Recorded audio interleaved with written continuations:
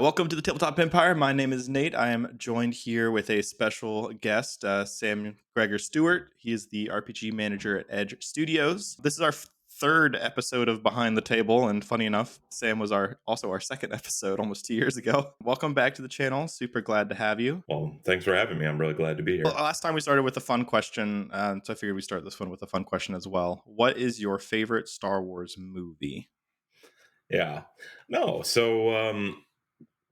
I think although most people usually say Empire, for me it's always been a toss up between Empire and Return of the Jedi, and I think because I really dug those mass battle scenes they did, and the space battle in Return of the Jedi is super cool.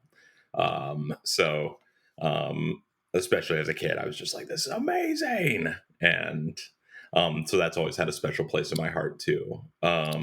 But If we add TV shows, which I know you didn't ask, but I'll add it anyway. The Andor is also amazing. Like that one. That one, adult me is like, fine. The TV show for adult me. This is fantastic.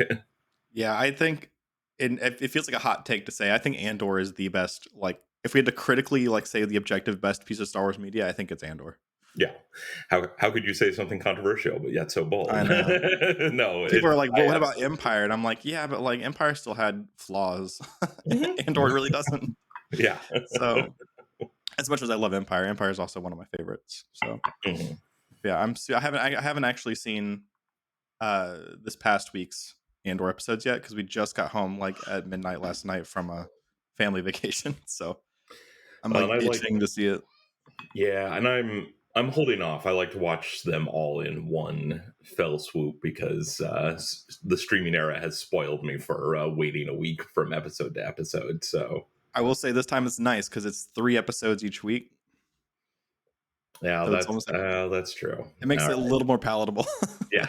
I remember last season, it was like every week felt like an eternity Hmm.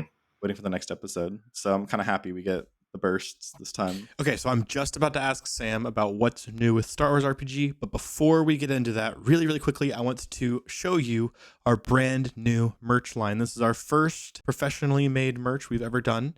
So first, this is I'm wearing one of the two t-shirt variants that we have.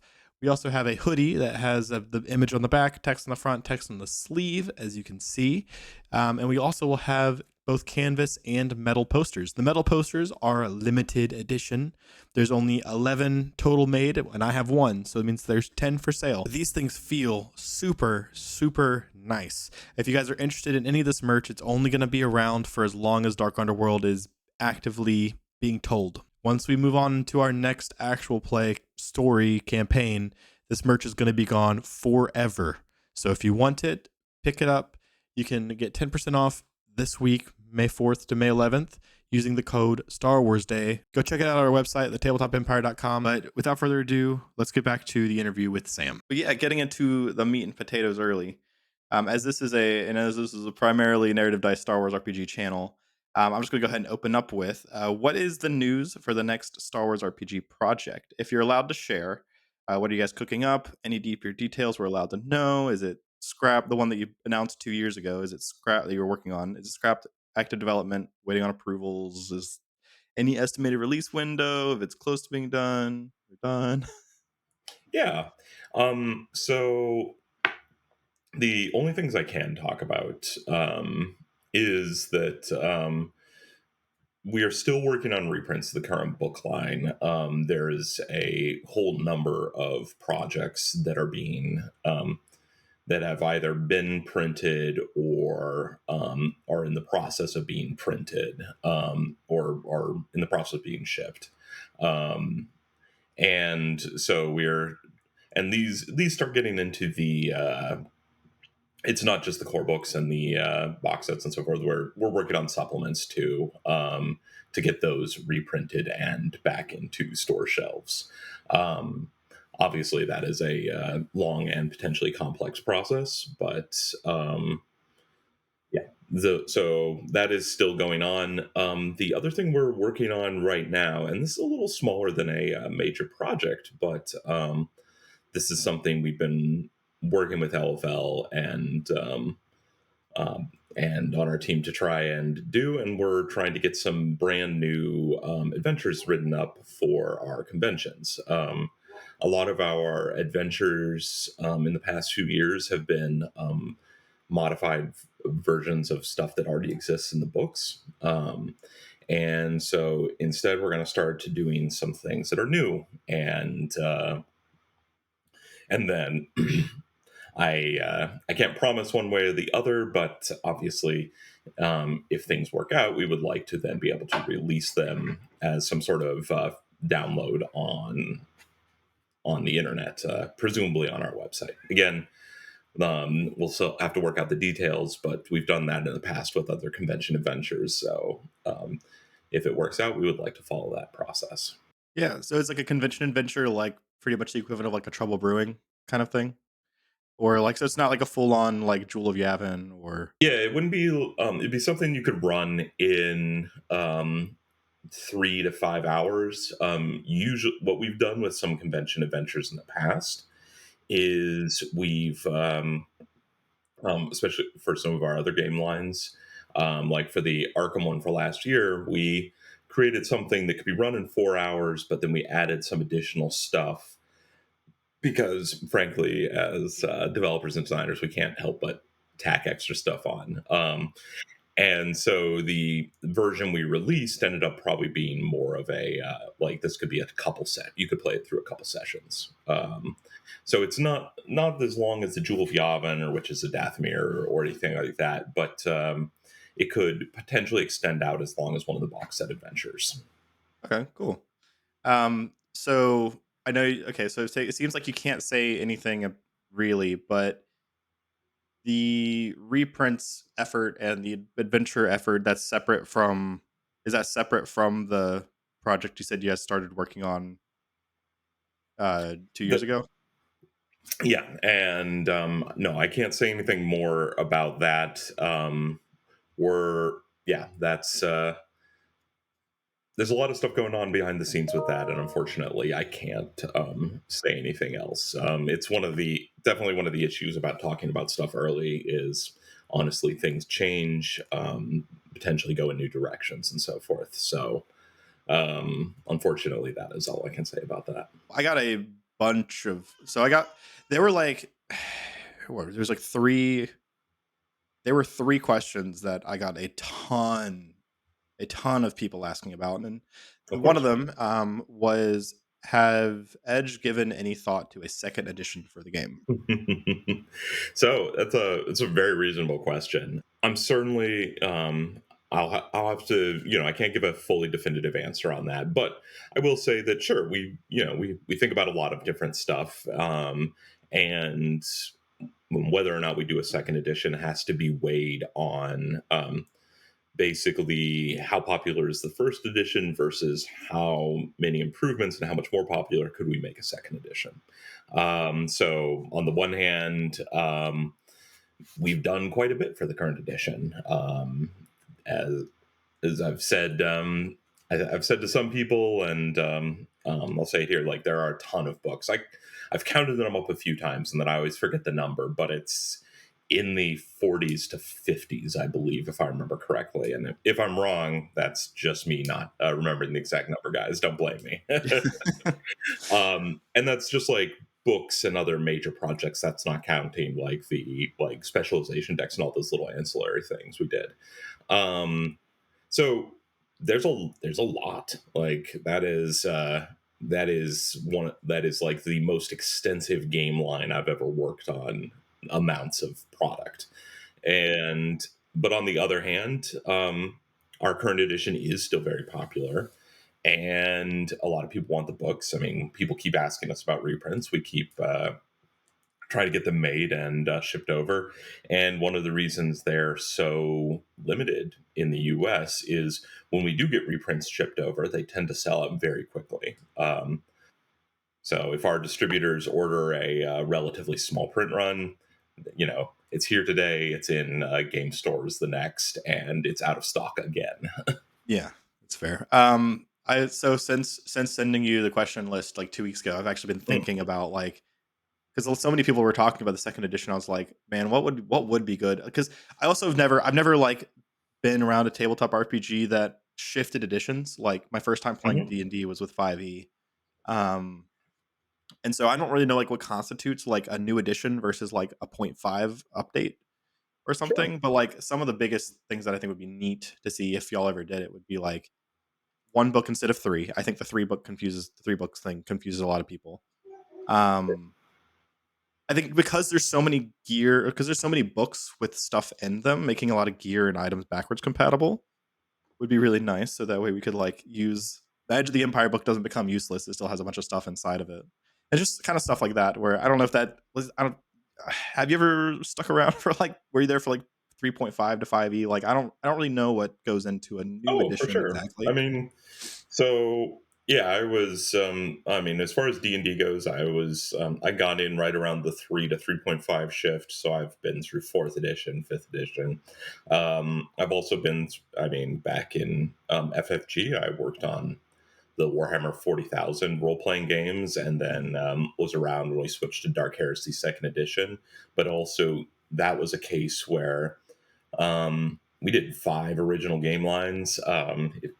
If you think 3 is too much, but each one of those game lines, the rules changed somewhat, and we adjusted some things. Yeah. So I've seen a lot of changes and adjustments, and I've been overseeing a lot of those as well.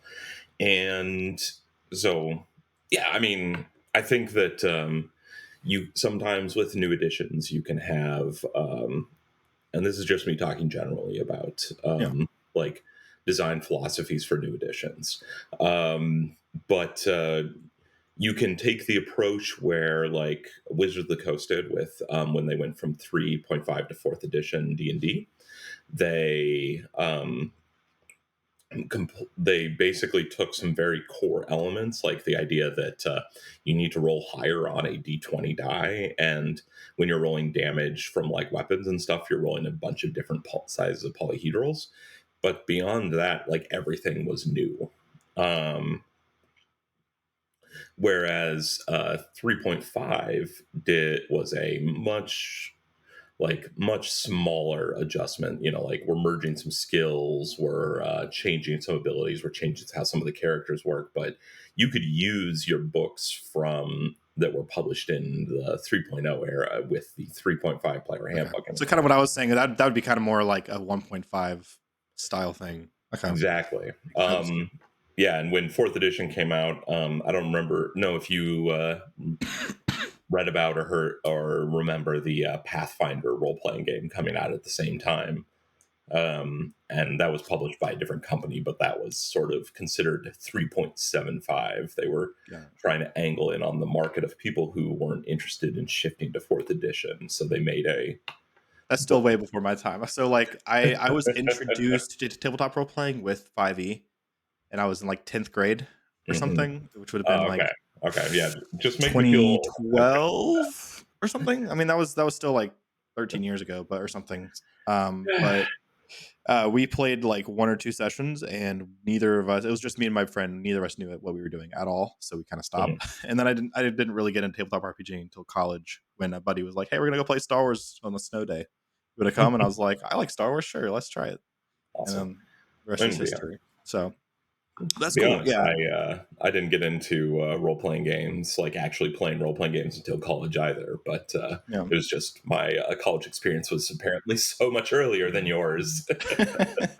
Yeah, I know. Like also like in high school, I don't think I had like a big enough friend group to really do tabletop role playing either. It was like me and two friends kind of thing. It was the small little group of dudes, but Yeah. we kind of touched on this earlier, and I know we are all super since last time. Like it's a lot better than it's better now than it was 2 years ago. But and we're all super glad to have bursts of time where cool rule books and dice and beginner boxes are available.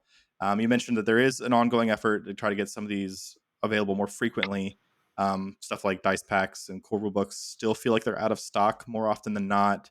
Some source books like Notice integrations are pretty much impossible to find, and like if you want to buy it, you have to spend like $120 on eBay.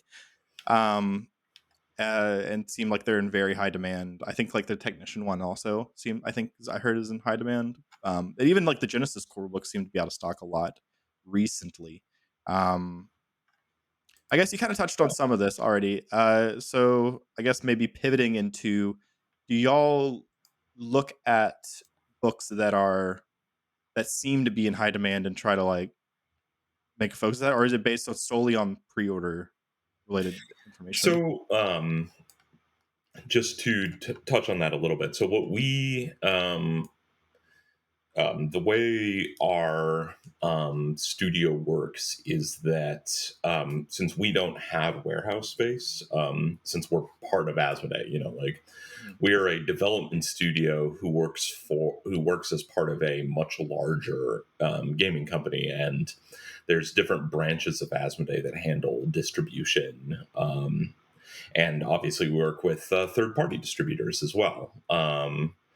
But the way this sort of works is that we will periodically ask the either our own distribution arms or third party distributors if they need products that we are offering, how many they need. We put together print runs, and I say we, but then like the company Asmodee will print those, get we work with the rest of the Asmodee team, get those printed and shipped to the various countries where they get distributed. And that is all that is to say is that what stuff gets printed and how many get distributed does end up being also a decision of the distributors, and they are making that based on what they think they can sell in a set of time before they need a reprint. And so we try and make the case to them that certain projects are popular enough that they will sell quickly. Um, they have previous sales numbers they can look at. Um, Frankly, a lot of stuff goes into it, and honestly, it's also not something that's the side of the business that I'm mostly out of, and frankly, glad that I am mostly out of because Yeah. I would much rather be designing games than I would. Excuse me, than I would be making more. Let me check something really Yeah. quick. I'm sure working in creative is way more fun than working in logistics. So Yes. So I mean, like you had mentioned no disintegrations, for example. That is one of the products that we are proceeding to get shipped over, like in transit.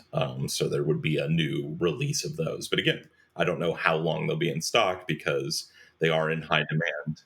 and I And see all the time that like that is for so many people, that's like the last book they need in their collection. So yeah, and it's not the only one. We're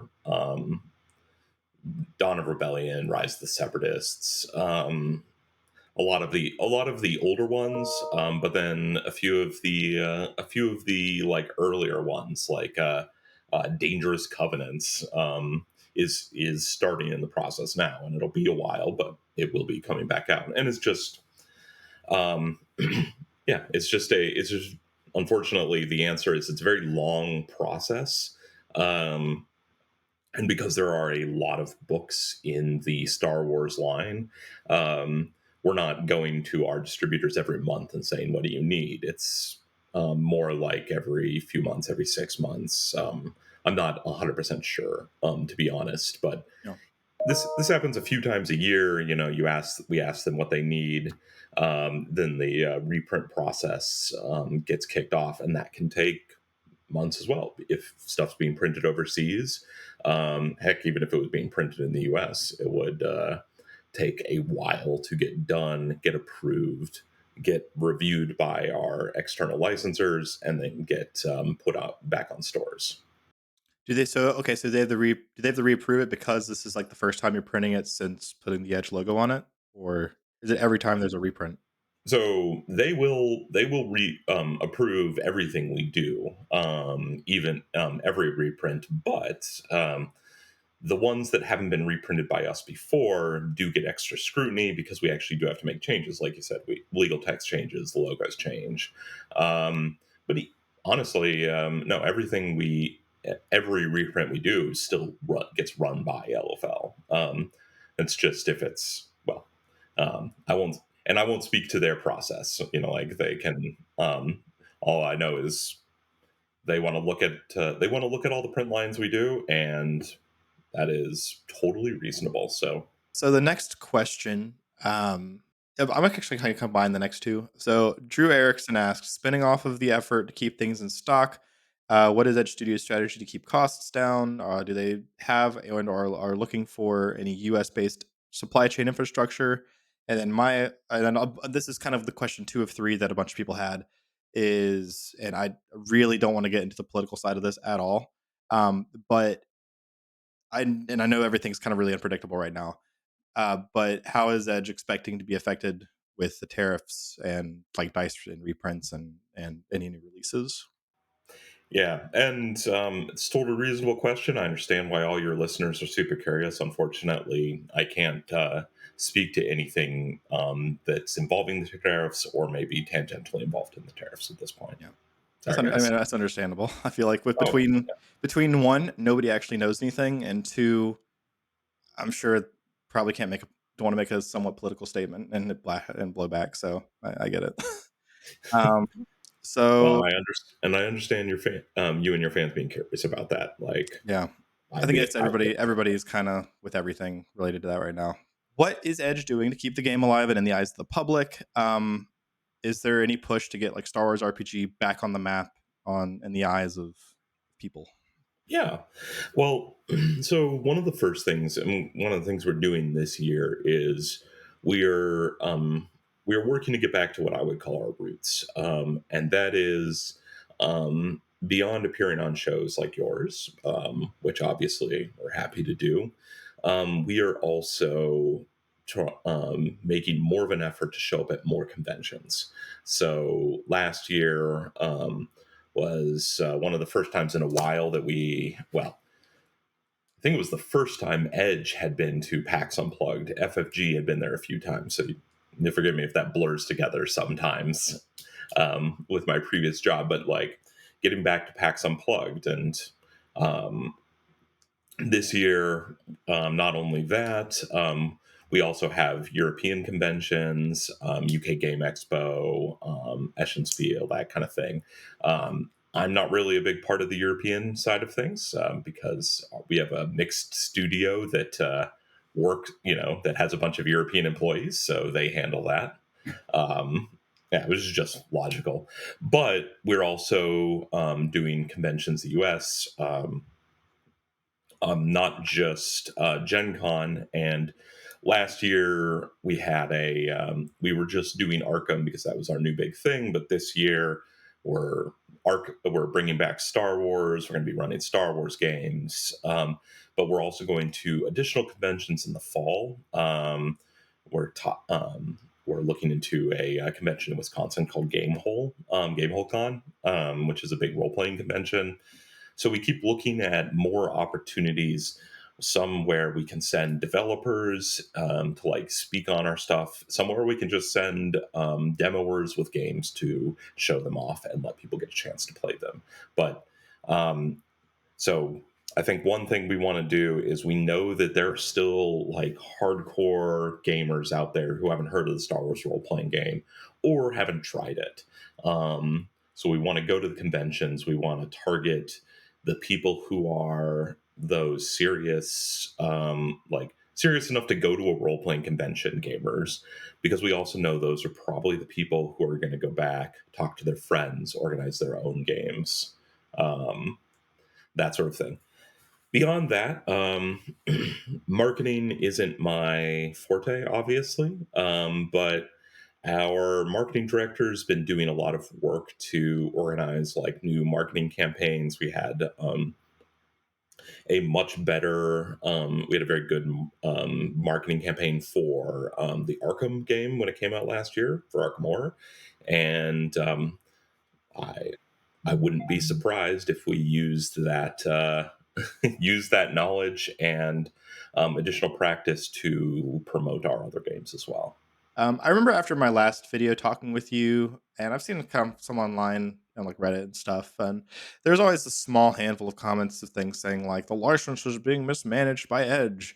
I feel like people with any business awareness, especially after all the stuff you talked about last time, know that it's not always black and white, especially when you involve stuff like having to manage an IP with approvals and stuff. So, in Edge's defense, what are the hurdles you as a studio face? Do you think there's anything as a studio that you could be doing better to manage the Star Wars tabletop RPG license? And what are some of the external hurdles you face that may be preventing you from moving in the way that you want to? So, for example, maybe like a tedious legal process with licensing. Yeah. So, I mean, first thing is, I completely understand people being frustrated.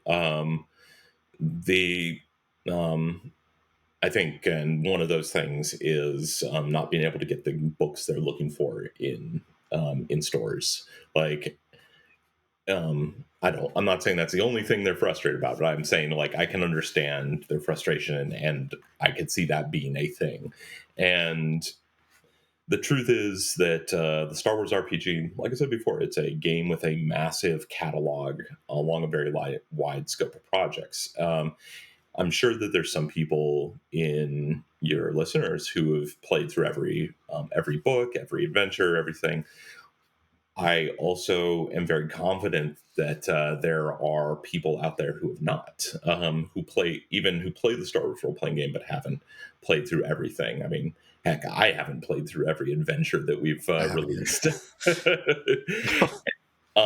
So that is why one of our goals was and continues to be trying to get every book that FFG released previously back in reprint. I think that's the huge thing. I think that's probably a big reason why. I mean, it's always hard and money and it costs money up for books, but yeah, it's always hard when it's like we can't play them because it's out of stock. So yeah, Absolutely, absolutely. Um, and I mean, as far as licensing goes, um, I have nothing bad to say about LFL. They're I've worked with a few licensors over the years, big and small. So I can say confidently that LFL's a great licensor to work with. They're a great partner to work with. Um, Honestly, though, every licensed product requires more work than a product where you own the license, and that's not a criticism. That's just common sense. yeah, You Because you are working with somebody else's baby, you take special care with it. You get things approved, often at multiple stages during the the project to produce the product. You're going back and forth with them. If they have concerns, you're addressing it. Even if they don't have concerns, that's taking additional time. There are sometimes um, topics they may not want you to touch. And honestly, sometimes these may be things that people are like, well, why don't you do a book about X? And yeah. the answer is, well, we may not even know what our partners are working on, but they may have good reasons to say like, no, we don't want you to do this right now. We have plans. If Like back years ago when the Mandalorian was first coming out, there was, it was like, oh, what about a Mandalorian book? But LFL was working on a second and potentially even a third season at that point, although they weren't going to tell anybody about it. So they're like, no, we want you to hold off a little bit. You know, it's that kind of situation. And we can't go back to the fans and say LFL told us not to because they're working on a super secret project either. Right, yeah, yeah. So it sounds like for you as a studio, you're trying to keep things in stock, and then Mhm. the externally, it's the just a lot of it's the natural. the natural process that comes with licenses, not like anybody's fault.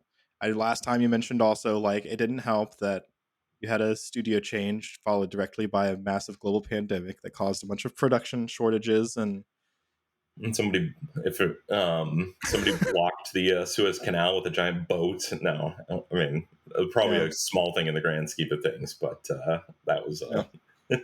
So yeah, and I do try my best to like go to bat for you guys because it, it's not like I said, as I said before, it's not always just black and white. It's just life happens, circumstances are a thing, and well, we appreciate it, and but also, if there are things people want us to be doing better, like we also value your feedback and even criticism, because when we're when we hear things that we could be improving, or even things like everybody is looking for no disintegrations, all right, right. well, we better make that more of a priority if we weren't making that a priority already. Yeah, yeah, Everyone wants book X. Well, okay, can we do book X? Like, yeah. can we do And it? I totally get that. I'm throwing Yeah. more or less like the stuff that's just like last time.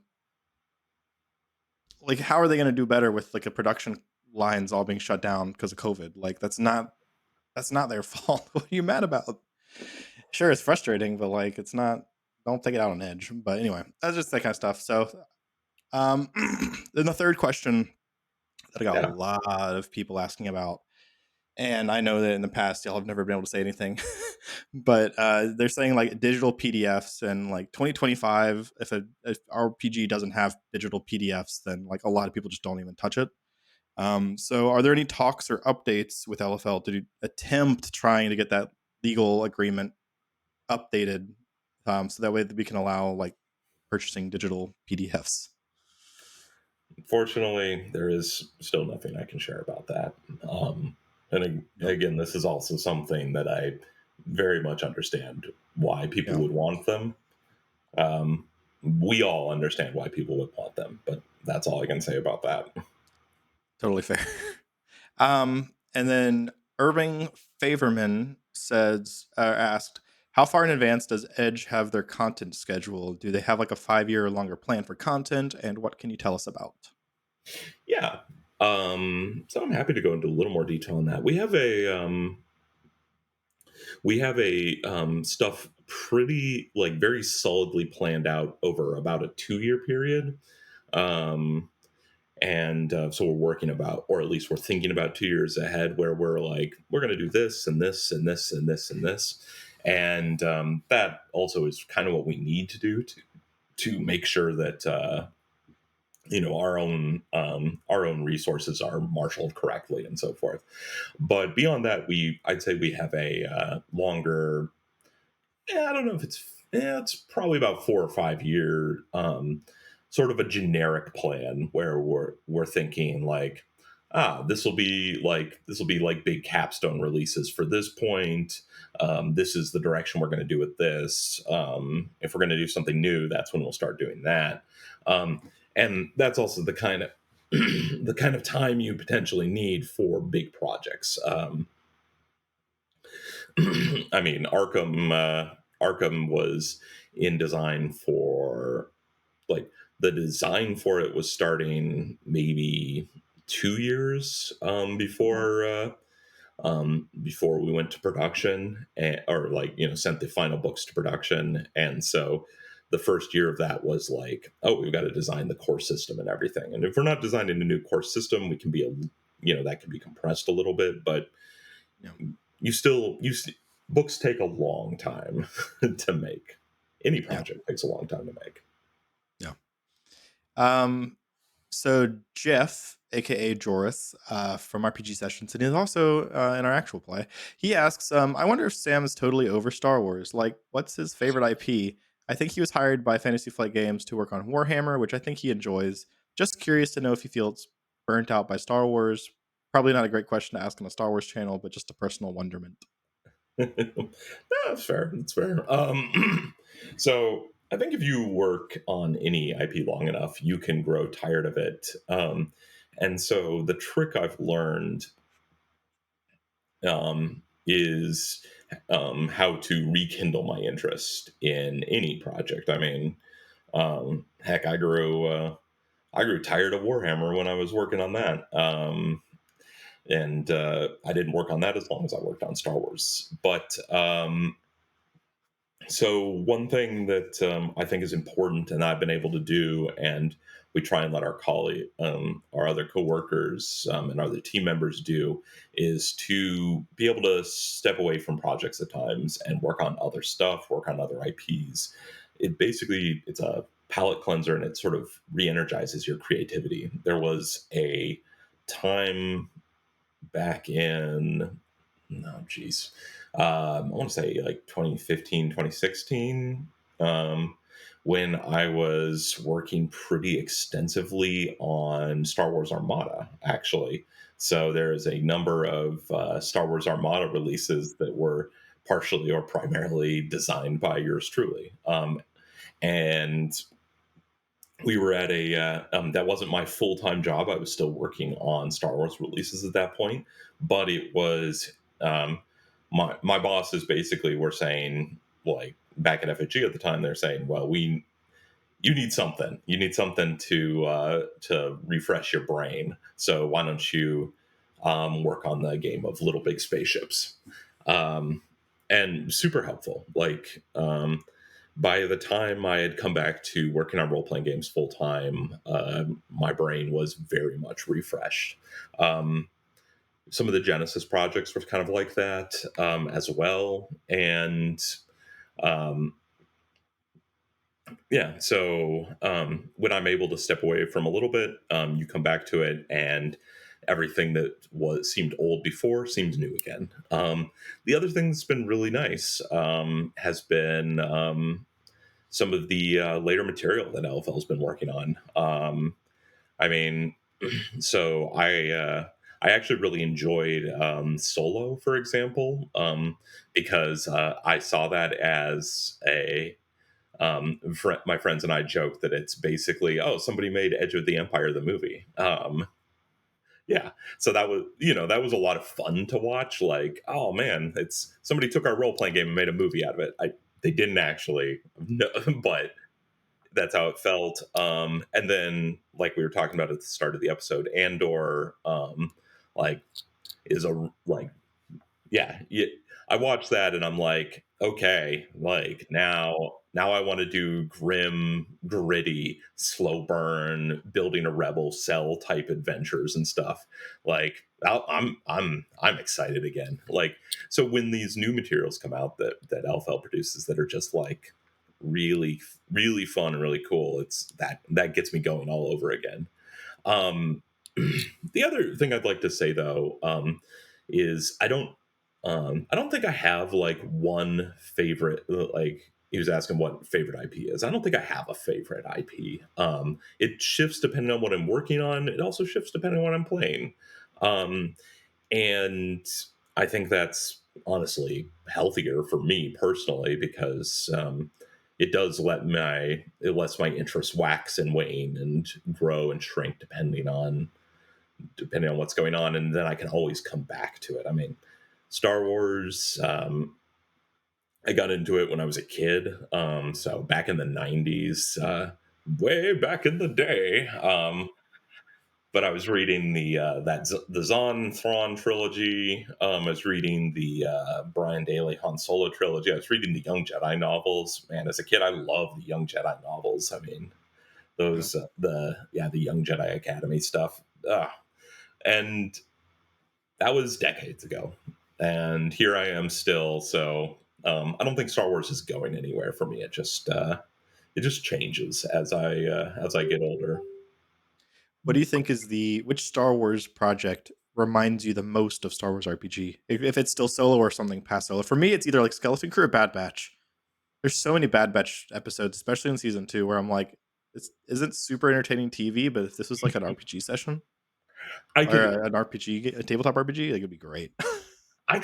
definitely see Bad Batch. I think some of the Mandalorian got into that, especially some of the earlier stuff. Whenever it was more than just whenever it was just The Mandalorian and Goro. Yeah, Goro. I always want to say Goku, and then I'm like, nope, nope, wrong IP. But no, like, yeah, I think that I honestly like Solo and the Bad Batch probably also because they have the largest cast, and like I think to make it feel like an RPG, you kind of need you need more than like 2 or 3 people. User WHPSH asked about a community content store where people can submit adventures, rules, campaigns, etc., and sell them with Edge and Lucasfilm getting a shave of it. And somebody else asked something kind of similar, like website-y related. Paul Gable asked about a free online character builder with stat auto calculations so we can direct new players there and let basic species, character, specialization choices automatically fill in the associated skills and characteristics, and then being able to print at the end, similarly to something like D&D Beyond. So do you think that Edge would ever have some sort of dedicated website for this kind of stuff for Star Wars, or also like Genesis or Arkham? Yeah.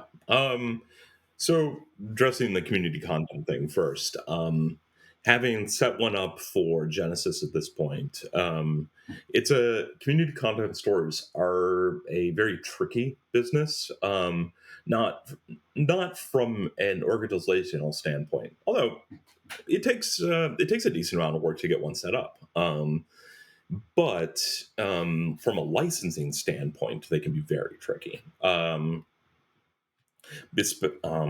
that is even more so when you have a third party licensor involved. So let's say we went through Drive Through RPG, for example, because they have the infrastructure already set up. For online PDF sales, that's why most role playing companies go through them. It is frankly just easier to use their infrastructure. And, kudos to them for getting it working. But sorry, that's here nor there. If we went through drive through and didn't want to try setting all that stuff up ourselves, anything we created would have to have a license agreement that is shared between us, um, for the game, LFL for the IP, and drive through for the license for like them as the salespeople and the platform where it's being sold. We would also have to have whatever guarantees everyone involved wanted to make sure, so that I mean, basically, you don't want your community content program to suddenly have somebody decide to sell neo-Nazi crap on it or something like that. Yeah, um, you want to keep it clean of like genuine filth. And so there need to be procedures in place, and those procedures need to be acceptable to all parties involved. Um, and quite frankly, that's why the Genesis Foundry, the Genesis community content page, is only open to IPs that Asmodee owns. It's all, Twilight Imperium and Terranoth and Android, and then it was Keyforge until for a while there, but Keyforge was eventually taken back um, by Ghost Galaxy. So long and the short of it is a lot of work goes into making a license, to like making a community content thing. So I can't say whether we're going to do it or not. I just wanted to give you all an idea of some of the hurdles that go into it. Um, Now, as for a form fillable character sheet, though, I'm not a programmer, but I think it sounds like a really cool idea. It's something that yeah, that would be really neat, and I could see how that would be really helpful. So, thanks for bringing it up. Yeah. Yeah, I honestly I don't know why I never thought about it either, but he asked that, I'm like, "Man, that'd be so nice." Mhm. That would be so nice. Um, so we actually had I had like 4 or 5 people ask about, books potentially coming out in other languages. Mhm. Any news with Yeah, unfortunately, it's nothing I can share at the moment about that. but certainly, yeah, that's Yeah. that falls into the broader spectrum of like, yeah, we're trying to work on stuff, but yeah, Okay. nothing specific I can share. Cool.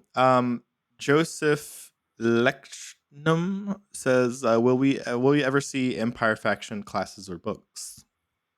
Yeah, it's an interesting question because it's been a question that's been around for a while, and it's something we've had a lot of discussions about in the office back at FFG. Um, and I guess the closest we've come at this point would really be there were some of the stuff in Dawn of Rebellion and Rise of the Separatists and Fall of the Republic. Um, Although I realize, like in the Clone Wars stuff, it's not actually Empire, but Yeah. it will be someday. Yeah. Yeah, no, but so one of to give you an idea of like some of my feelings and some of our discussions on it, one of our primary goals with the role playing game is to tell what we feel like are great stories. So if we did an Empire source book, we'd want to make sure that the stories that were going to come out of it were going to be interesting. Um, you're not, and also stories we were comfortable with. And in both cases, like, so you you're not going to do a story about playing the jackbooted oppressors that are like crushing the common people. Um, Yeah. I mean, first, like morally, it's not something we'd necessarily be super comfortable with. I certainly would prefer being on the side of the freedom fighters. Yeah. But also story wise, like, is it a fun game where you're given everything and you have all the power of the galaxy at your disposal and you're fighting some ragtag rebels who don't have much of a chance? Um, Yeah. Now, one of the other things though is, I mean, when we were working on Age of Rebellion, and again when we were working on some of the Clone Wars stuff and other things, a lot of those characters were kept pretty general. So, like, you know, there's no reason a soldier and with its various subcareers can't be a stormtrooper. There's no reason a spy can't be an ISB agent and all that. And we also wanted to do that to keep open the possibility of playing characters who were part of the Empire and who leave it for some reason, Yeah. which, I mean, heck, there's a ton of those characters out Yeah. there. Yeah. And honestly, I think like Age of Rebellion does a pretty good job of it's not hard to shift into the Empire thing. So like when our actual play group was like practicing before, we did like a mini like 4 or 5 session campaign beforehand to kind of get accustomed to each other and whatnot, and like learn our play styles. And I ran a Empire. They voted on doing an Empire based game, and so I kind of took like inspiration from Jason Bourne. So they were playing like a group of like off the books Imperial assassins, Mm, and like the Empire developed this like biological like bio warfare chemical, mhm, and the scientist who developed it like dissented to try to bring the cure to the rebellion, and the players had to go and like track him down before he made it. So like, but I mean, we did like soldiers and spy, and mhm. it worked perfectly well. Like, so Well, and another interesting thing about that is the way you're describing it. If they were off the books Imperial agents, you've addressed that problem of, oh, if we have all the power of the Empire at our disposal, like, what's yeah, the challenge? Well, you've made the challenge by saying, like, well, no, nobody can know about you. Don't don't go into the local garrison and be like, my name's right, Imperial Commandant so and so. Give me all of your Tie fighters or yeah. whatever. And like technically, the group there was only one person between like there was like Palpatine Vader, and then there was like the program director, and then there was the team. So like, sure, they probably had like mass resources at their disposal. They would have to go about it like in a very different thought Mhm. provoking way. But yeah, I think Edge Rebellion personally does the Empire stuff well enough that I don't really personally see the need for an Empire book, but I could see how other people like want something maybe a little bit more specific too. So Yeah, and that's that makes totally sense. fair. So, um, Um, yeah. yeah.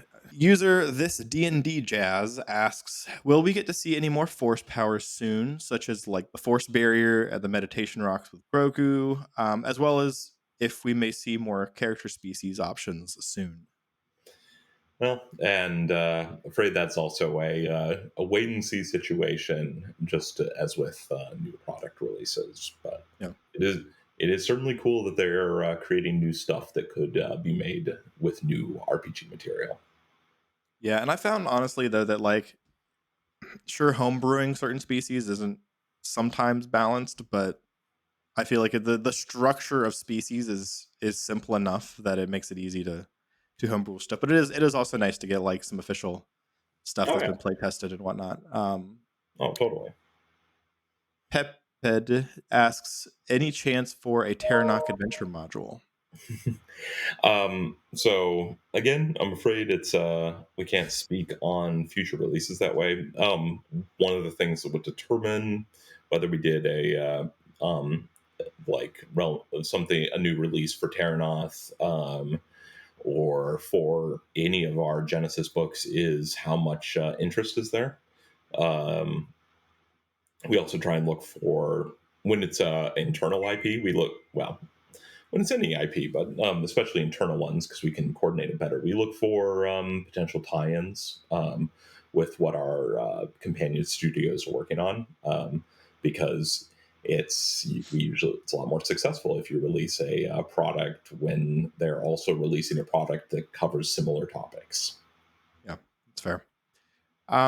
Sir Leo asks if there are any Legends of the Five Ring updates, asking when or if there will be more content. There was a mentioned unicorn book that got announced, but then it vanished. Yeah, so no, and I can honestly say that the Unicorn book has been completed, and it will be released. It's just at this point, unfortunately, I can't specifically say when that will happen, Mhm. um, for a variety of reasons. But no, the book is done. So you will see it in stores at some point, barring catastrophic unforeseen circumstances. Got it. Cool. And then the last question that I had written down is uh, our user Retro asks, any thoughts on adding more granularity to the Genesis system? I didn't really understand that question, so I asked for more context and got the response.